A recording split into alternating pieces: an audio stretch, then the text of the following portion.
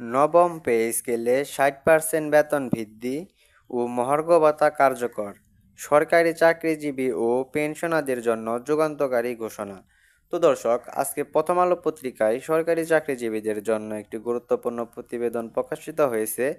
তাই ভিডিওটি না টেনে শেষ পর্যন্ত দেখুন। আর এখন পর্যন্ত যারা আমাদের চ্যানেলটি সাবস্ক্রাইব করেননি, দ্রুত সাবস্ক্রাইব করে ফেলুন। মহার্ঘ ভাতা ও নবম পে স্কেলের পরবর্তী সব আপডেট সবার আগে পেতে আমাদের চ্যানেলটি সাবস্ক্রাইব করে রাখুন। তো দর্শক, দীর্ঘ প্রতীক্ষার পর অবশেষে সরকারি চাকরিজীবী ও পেনশনারদের জন্য এসেছে আশা জাগানীয় সংবাদ। আজ অর্থ মন্ত্রণালয়ে প্রকাশিত এক নতুন পরিপত্রে জানানো হয়েছে, নবম জাতীয় বেতন স্কেল কার্যকর হচ্ছে, যার আওতায় সব গ্রেডের সরকারি কর্মীদের বেতন ৬০% পর্যন্ত বৃদ্ধি পেয়েছে। এই পরিবর্তন বাংলাদেশের অর্থনৈতিক ইতিহাসে এক বড় মাইলফলক হিসেবে বিবেচিত হচ্ছে। নবম পে স্কেল অনুযায়ী প্রথম গ্রেডের সরকারি কর্মকর্তার মূল বেতন নির্ধারণ করা হয়েছে ১,১০,০০০ টাকা। এই পরিমাণ আগে কল্পনারও বাইরে ছিল। শুধু প্রথম গ্রেডেই নয়, সব গ্রেডেই বেতন বৃদ্ধির এই প্রক্রিয়া একইভাবে প্রয়োগ করা হচ্ছে, যা সরকারি খাতের কর্মীদের আর্থিক স্বস্তি ও ভবিষ্যতের পরিকল্পনায় বড় ইতিবাচক প্রভাব ফেলবে। এছাড়াও নতুন বেতন কাঠামোর সাথে যুক্ত করা হয়েছে ৫০% মহার্ঘ ভাতা, যা শুধু চাকরিজীবীদের জন্যই নয়, বরং পেনশনারদের ভোগীদের জন্যও প্রযোজ্য। ফলে অবসরপ্রাপ্ত কর্মীরাও পাবেন আর্থিক স্বাচ্ছন্দ্য ও সুরক্ষা। অর্থনীতিবিদ ও কর্মসংস্থান বিশেষজ্ঞরা বলছেন, এই সিদ্ধান্ত কেবল সরকারি কর্মীদের মনোবল ও কর্মস্পৃহা বাড়াবে না, বরং এটি দেশের সামগ্রিক অর্থনীতিতেও গুরুত্বপূর্ণ প্রভাব ফেলবে। কারণ বহু বছর ধরে সরকারি চাকরিজীবীরা সীমিত আয়ে জীবনযাপন করে আসছিলেন, যা তাদের পেশাগত উৎসাহে বাধা হয়ে দাঁড়াচ্ছিল। একজন প্রধান উপদেষ্টা মন্তব্য করেছেন, নবম পে স্কেল শুধু একটি বেতন কাঠামোর পরিবর্তন নয়, এটি সরকারি কর্মীদের প্রতি রাষ্ট্রের স্বীকৃতি ও সম্মানের প্রকাশ।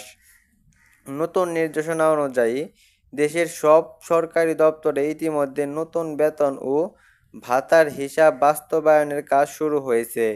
আশা করা যাচ্ছে আগামী মাস থেকে অধিকাংশ কর্মচারী নতুন হারে বেতন পেতে শুরু করবেন। তো দর্শক, এই পর্যন্ত এসেও যারা এখন পর্যন্ত আমাদের চ্যানেলটি সাবস্ক্রাইব করেননি, দ্রুত সাবস্ক্রাইব করে ফেলুন। মহার্ঘ ভাতা ও নবম পে স্কেলের সর্বশেষ আপডেট সবার আগে পেতে আমাদের চ্যানেলটি সাবস্ক্রাইব করে রাখুন। তো দর্শক, পেনশনারদের জন্যও সুখবর। নতুন নিয়মে তাদের ভাতা ও বেতনের পরিমাণ আগের তুলনায় অনেক বেশি বৃদ্ধি পেয়েছে, যা তাদের জীবনযাত্রার স্বস্তি নিয়ে আসবে।